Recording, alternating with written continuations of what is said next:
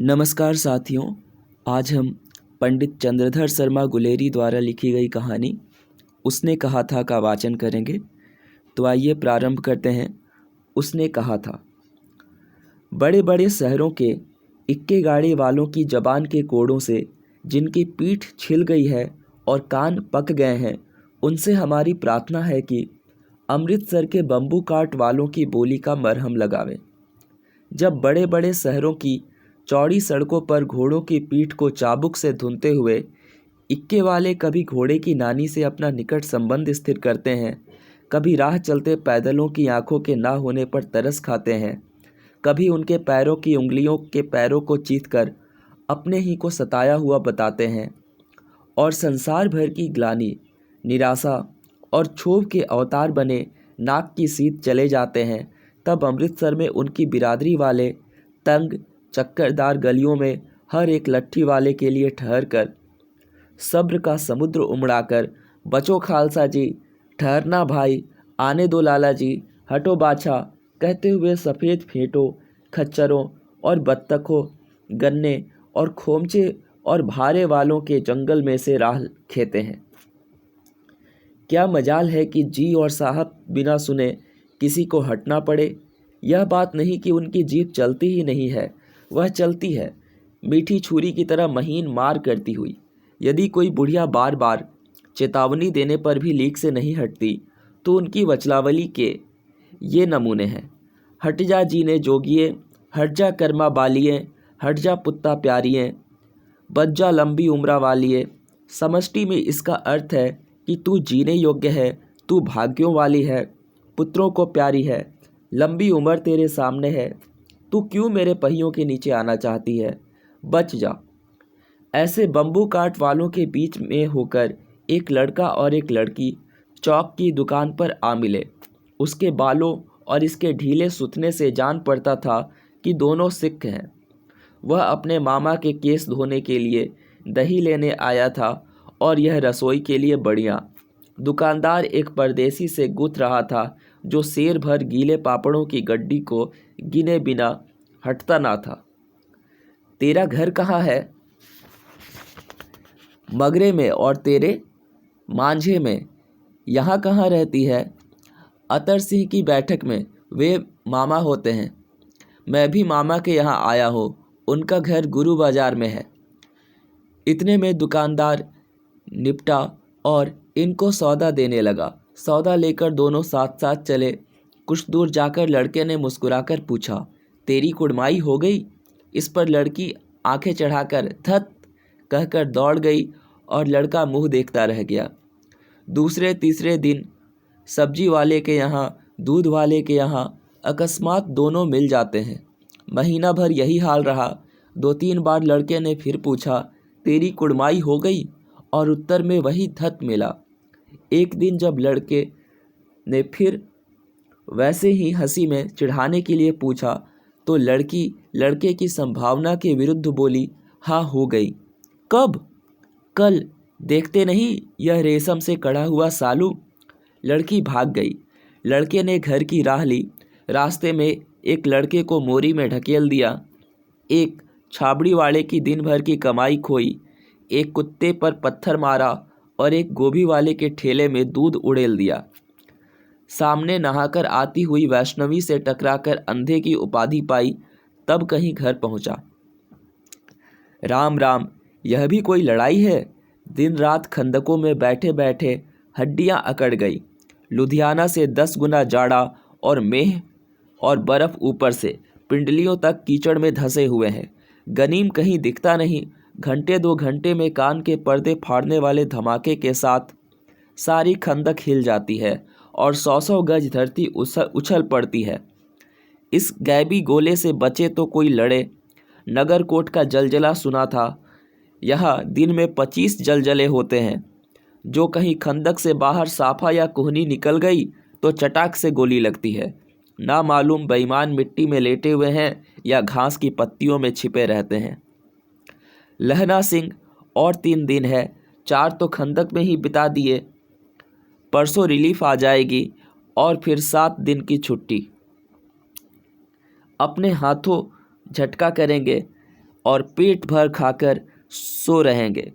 उसी फिरंगी मेम के बाग में मखमल की सी हरी घास है, फल और दूध की वर्षा कर देती है। लाख कहते हैं पर दाम नहीं लेती। कहती है तुम राजा हो, मेरे मुल्क को बचाने आए हो। 4 दिन तक पलक नहीं झपी। बिना फेरे घोड़ा बिगड़ता है और बिना लड़े सिपाही। मुझे तो संगीन चढ़ाकर मार्च का हुक्म मिल जाए, फिर 7 जर्मनों को अकेला मारकर ना लौटूं तो मुझे दरबार साहब की दहली पर मत्था टेकना नसीब ना हो। पाजी कहीं के कलों के घोड़े संगीन देखते ही मुंह फाड़ देते हैं और पैर पकड़ने लगते हैं। यो अंधेरे में 30-30 मन के गोले फेंकते हैं। उस दिन धावा किया था, 4 मील तक एक जर्मन को नहीं छोड़ा था। पीछे जनरल साहब ने हट जाने का कमान दिया, नहीं तो सीधे बर्लिन पहुंच जाते। क्यों? सूबेदार हजारा सिंह ने मुस्कुराकर कहा, लड़ाई के मामले जमादार या नायक के चलाए नहीं चलते। बड़े अफसर दूर की सोचते हैं। 300 मील का सामना है, एक तरफ बढ़ गए तो क्या होगा? सूबेदार जी सच है, लहना सिंह बोला, पर करें क्या? हड्डियों हड्डियों में तो जाड़ा धंस गया है। सूर्य निकलता नहीं और खाई में दोनों तरफ से चंबे की बावलियों के से सोते झर रहे हैं। एक धावा हो जाए तो गर्मी आ जाए। उद्यमी उठ, सिगड़ी में कोयले डाल। वजीरा तुम 4 जने बाल्टियां लेकर खाई का पानी बाहर फेंको। वहां सिंह, शाम हो गई है, खाई के दरवाजे का पहरा बदला दे। यह कहते हुए सूबेदार सारी खंदक में चक्कर लगाने लगा। वजीरा सिंह पलटन का विदूषक था। बाल्टी में गंदला पानी भर खाई के बाहर फेंकता हुआ बोला, मैं पौधा बन गया हूँ, करो जर्मनी के बादशाह का तर्पण। इस पर सब खिलखिला पड़े और उदासी के बादल फट गए।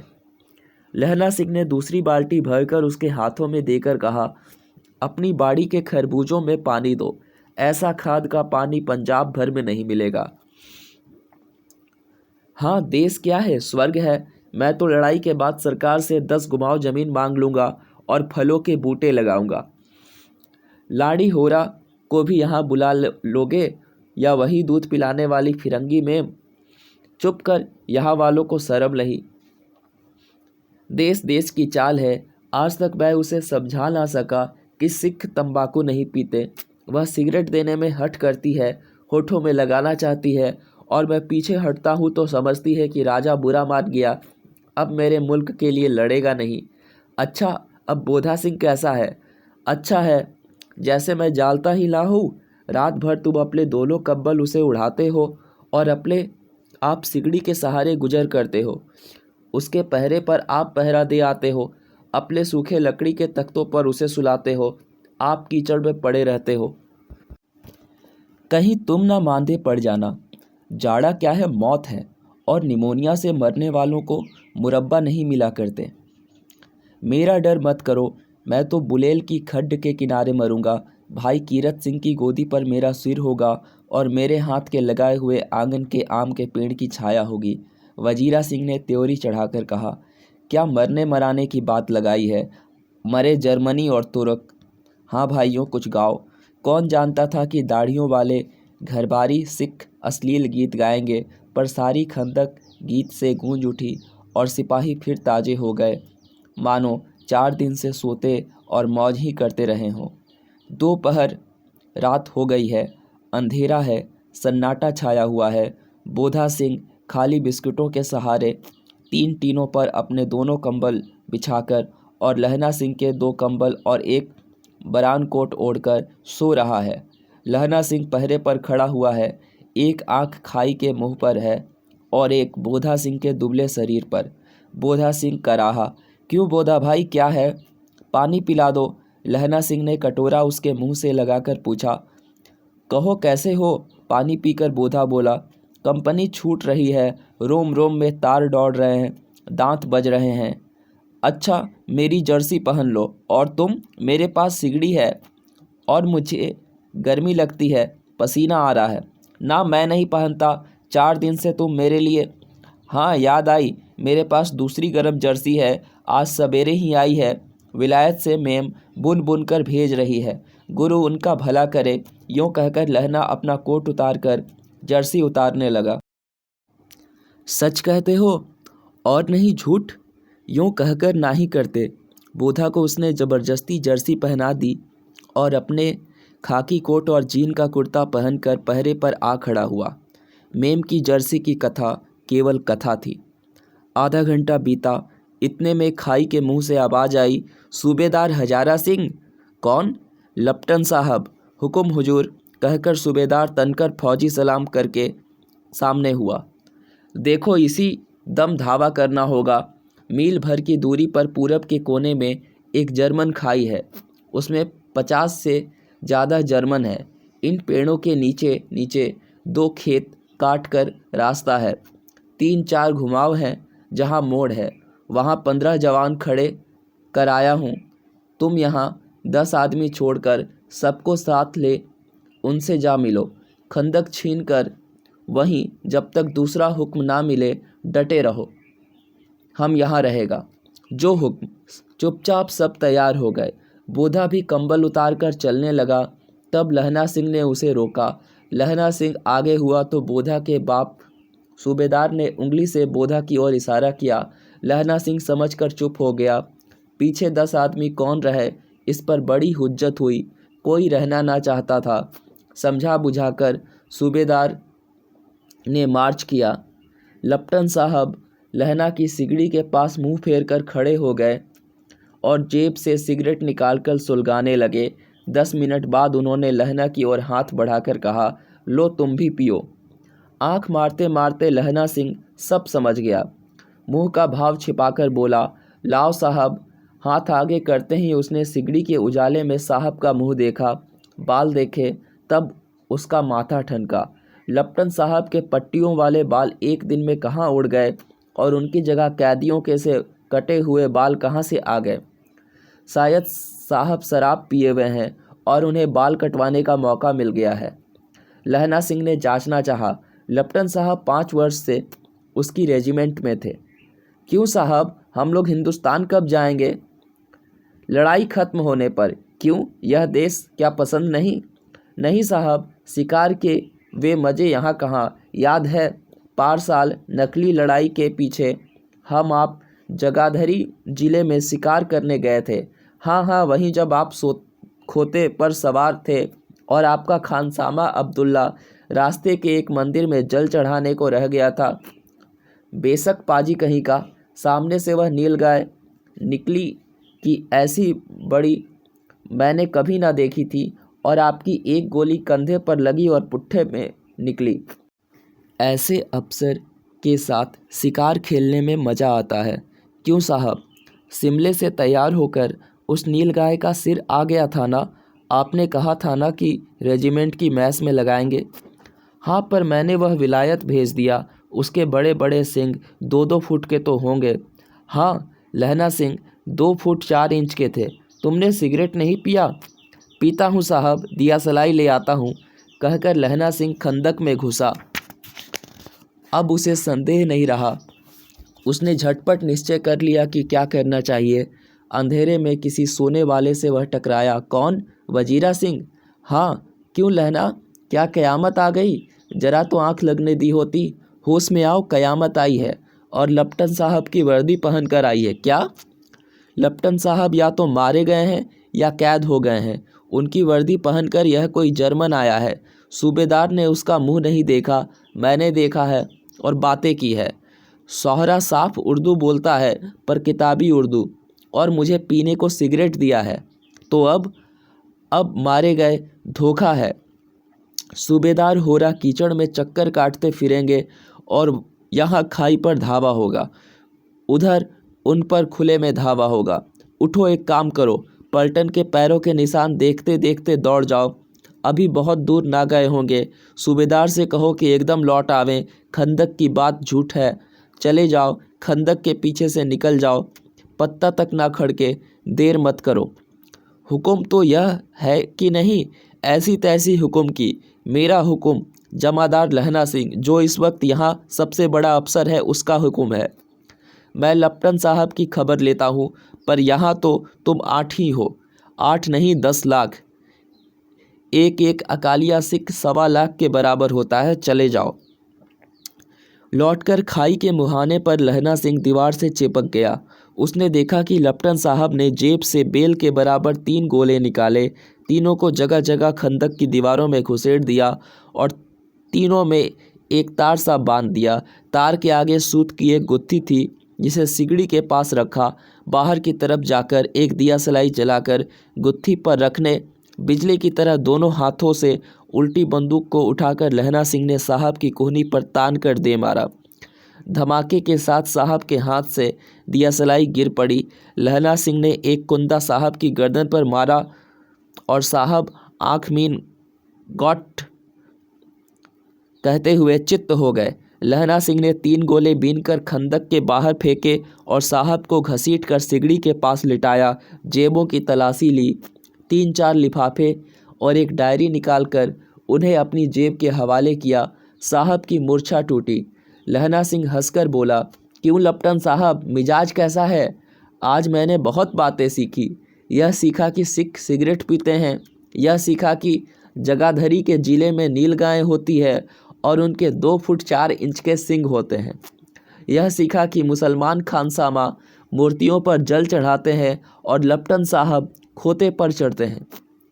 पर यह तो कहो, ऐसी साफ उर्दू कहाँ से सीखा है? हमारे लपटन साहब तो बिना डैम के 5 लफ्ज भी नहीं बोला करते थे। लहना ने पतलून की जेबों की तलाशी नहीं ली थी। साहब ने मानो जाड़े से बचने के लिए दोनों हाथ जेबों में डाले। लहना सिंह कहता गया, चालाक तो बड़े हो, पर मांझे का लहना इतने बरस लपटन साहब के साथ रहा है, उसे चकमा देने के लिए 4 आंखें चाहिए। 3 महीने हुए और एक तुर्की मौलवी मेरे गांव में आया था। औरतों को बच्चे होने की ताबीज बांटता था और बच्चों को दवाई देता था। चौधरी के बड़ के नीचे मंजा बिछाकर हुक्का पीता रहता था और कहता था कि जर्मनी वाले बड़े पंडित हैं, वेद पढ़ पढ़कर उसमें से विमान चलाने की विद्या जान गए हैं। गौ को नहीं मारते, हिंदुस्तान में आ जाएंगे तो गौ हत्या बंद कर देंगे। मंडी के बनियों को बहकाया था कि डाक खाने से रुपए निकाल लो, सरकार का राज्य जाने वाला है। डाक बाबू पोल्हू राम भी डर गया था। मैंने मुल्ला जी की दाढ़ी मूड़ दी और गांव से बाहर निकाल कर कहा था कि जो मेरे गांव में अब पैर रखा तो। साहब की जेब में से पिस्तौल चली और लहना की जांघ में गोली लगी। इधर लहना की हेनरी मार्टरी के 2 फायरों ने साहब की कपाल क्रिया कर दी। धड़ाका सुनकर सब दौड़ आए। बोधा चिल्लाया, क्या है? लहना सिंह ने उसे तो यह कहकर सुला दिया कि एक हड़का हुआ कुत्ता आया था, मार दिया, और औरों से सब हाल कह दिया। सब बंदूकें लेकर तैयार हो गए। लहना ने साफा फाड़कर घाव के दोनों तरफ पट्टियां कसकर बांधी। घाव मांस में ही था। पट्टियों के कसने से लहू निकलना बंद हो गया। इतने में 70 जर्मन चिल्लाकर खाई में घुस पड़े। सिखों की बंदूकों की बाढ़ ने पहले धावे को रोका, दूसरे को रोका, पर वहाँ थे 8। लहना सिंह तक कर मार रहा था। वह खड़ा था और लेटे हुए थे, और वे 70 अपने मुर्दा भाइयों के शरीर पर चढ़कर जर्मन आगे घुसे आते थे। थोड़े से मिनटों में वे अचानक आवाज़ आई, वाह हे गुरुजी की फतह, वाहे गुरुजी का खालसा, और धड़ाधड़ बंदूकों के फायर जर्मनों की पीठ पर पड़ने लगे। ऐन मौके पर जर्मन 2 चक्की के पाटों के बीच में आ गए।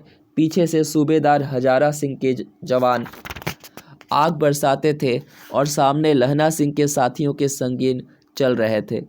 पास आने पर पीछे वालों ने भी संगीन पिरोना शुरू कर दिया। एक किलकारी और अकाल सिक्खा दी फौज आई, वाह गुरु जी फतह, वाह गुरु जी खालसा, सत श्री अकाल पुरख, और लड़ाई खत्म हो गई। 63 जर्मन या तो खेत रहे थे या कराह रहे थे। सिखों में 15 के प्राण गए। सूबेदार के दाहिने कंधे में से गोली आर पार निकल गई। लहना सिंह की पसली में एक गोली लगी। उसने घाव को खंदक की गीली मिट्टी से पूर लिया और बाकी का साफा कसकर कमरबंद की तरह लपेट लिया।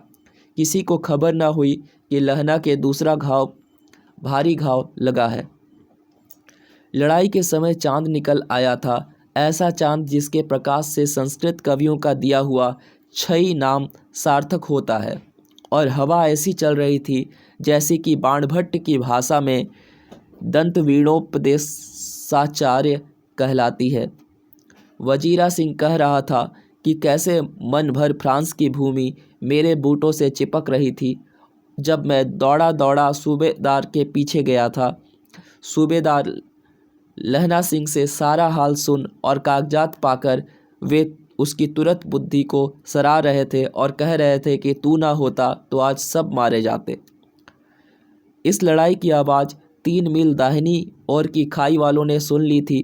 उन्होंने पीछे टेलीफोन कर दिया था। वहाँ से झटपट 2 डॉक्टर और 2 बीमार ढोने की गाड़ियाँ चली, जो कोई 1.5 घंटे के अंदर अंदर आ पहुँची। फील्ड अस्पताल नज़दीक था, सुबह होते होते वहाँ पहुँच जाएंगे।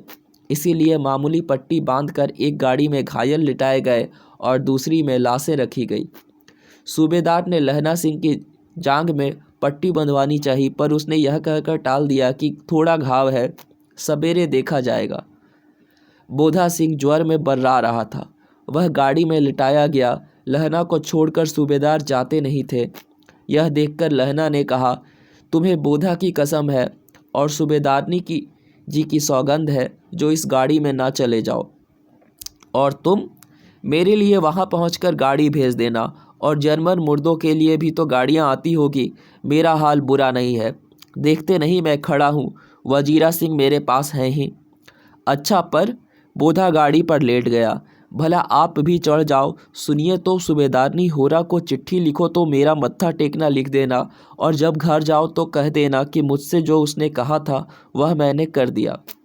गाड़ियाँ चल पड़ी थी। सूबेदार ने चढ़ते चढ़ते लहना का हाथ पकड़कर कहा, तैने मेरे और बोधा के प्राण बचाए हैं। लिखना कैसा, साथ ही घर चलेंगे। अपनी सूबेदारनी को तू ही कह देना उसने क्या कहा था। अब आप गाड़ी पर चढ़ जाओ, मैंने जो कहा है वह लिख देना और कह भी देना। गाड़ी के जाते ही लहना लेट गया। वजीरा पानी पिला दे और मेरा कमरबंद खोल दे, तर हो रहा है। मृत्यु के कुछ समय पहले स्मृति बहुत साफ हो जाती है। जन्म भर की घटनाएं एक एक करके सामने आती है। सारे दृश्यों के रंग साफ होते हैं। समय की धुंध बिल्कुल उन पर से हट जाती है। लहना सिंह 12 वर्ष का है। अमृतसर में मामा के यहाँ आया है। दही वाले के यहाँ, सब्जी वाले के यहाँ, हर कहीं उसे एक 8 वर्ष की लड़की मिल जाती है। जब वह पूछता है कि तेरी कुड़माई हो गई, तब धत कहकर वह भाग जाती है। एक दिन उसने वैसे ही पूछा तो उसने कहा, हाँ कल हो गई, देखते नहीं यह रेशम के फूलों वाला सालू। सुनते ही लहना सिंह को दुख हुआ, क्रोध हुआ। क्यों हुआ? वजीरा सिंह पानी पिला दे। 25 वर्ष बीत गए। अब लहना सिंह नंबर 77 राइफल्स में जमादार हो गया है। उस 8 वर्ष की कन्या का ध्यान ही ना रहा। ना मालूम वह कभी मिली थी या नहीं। 7 दिन की छुट्टी लेकर ज़मीन के मुकदमे की पैरवी करने वह अपने घर गया। वहाँ रेजिमेंट की अफसर की चिट्ठी मिली कि फौज लाम पर जाती है, फौरन चले आओ। साथ ही सूबेदार हजारा सिंह की चिट्ठी मिली कि मैं और बोधा सिंह भी लाम पर जाते हैं, लौटते हुए हमारे घर होते जाना, साथ चलेंगे। सूबेदार का गांव रास्ते में पड़ता था और सूबेदार उसे बहुत चाहता था। लहना सिंह सूबेदार के यहाँ पहुँचा। जब चलने लगे तब सूबेदार बेड़े में से निकल कर आया। बोला, लहना सूबेदारनी तुमको जानती है, बुलाती है, जा मिला। लहना सिंह भीतर पहुँचा। सूबेदारनी मुझे जानती है? कब से? रेजिमेंट के क्वार्टरों में तो कभी सूबेदार के घर के लोग नहीं रहे। दरवाजे पर जाकर मत्था टेकना कहा। असीस सुनी। लहना सिंह चुप। मुझे पहचाना नहीं? तेरी कुड़माई हो गई, धत कल हो गई, देखते नहीं रेशमी बूटों वाला सालू अमृतसर में। भावों की टकराहट से मूर्छा खुली, करवट बदली, पसली का घाव बह निकला। वजीरा पानी पिला, उसने कहा था। स्वप्न चल रहा है, सूबेदारनी कह रही है। मैंने तेरे को आते ही पहचान लिया। एक काम कहती हूँ, मेरे तो भाग फूट गए। सरकार ने बहादुरी का खिताब दिया है, लायलपुर में ज़मीन दी है। आज नमक हलाली का मौका आया है, पर सरकार ने हम तीमियों की यानी स्त्रियों की एक घंघरिया पलटन क्यों ना बना दी, जो मैं भी सूबेदार जी के साथ चली जाती। एक बेटा है, फौज में भर्ती हुए उसे 1 ही बरस हुआ, उसके पीछे 4 हुए पर एक भी नहीं जिया। सूबेदारनी रोने लगी। अब दोनों जाते हैं मेरे भाग। तुम्हें याद है, एक दिन तांगे वाले का घोड़ा दही वाले की दुकान के पास बिगड़ गया था। तुमने उस दिन मेरे प्राण बचाए थे। आप घोड़ों की लातों में चले गए थे और मुझे उठाकर दुकान के तख्ते पर खड़ा कर दिया था। ऐसे ही इन दोनों को बचाना, यह मेरी भिक्षा है। तुम्हारे आगे मैं आंचल पसारती हूँ। वजीरा सिंह पानी पिला, उसने कहा था। लहना का सिर गोदी में रखे वजीरा सिंह बैठा है। जब मांगता है तब पानी पिला देता है।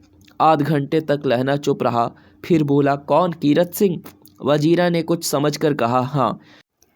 भाइया, मुझे और ऊंचा कर ले, अपने पट्टे यानी जांघ पर मेरा सिर रख ले। वजीरा ने वैसा ही किया। हाँ अब ठीक है, पानी पिला दे बस। अब के हाड़ यानी आषाढ़ में यह आम खूब फलेगा। चाचा भतीजा दोनों यहीं बैठकर आम खाना। जितना बड़ा तेरा भतीजा है उतना ही यह आम। जिस महीने उसका जन्म हुआ था उसी महीने में मैंने इसे लगाया था। वजीरा सिंह के आंसू टप टप टपक रहे थे। कुछ दिन पीछे लोगों ने अखबारों में पढ़ा, फ्रांस और बेल्जियम 68वीं सूची, मैदान में घावों से भरा, नंबर 77 सिख राइफल्स, जमादार लहना सिंह।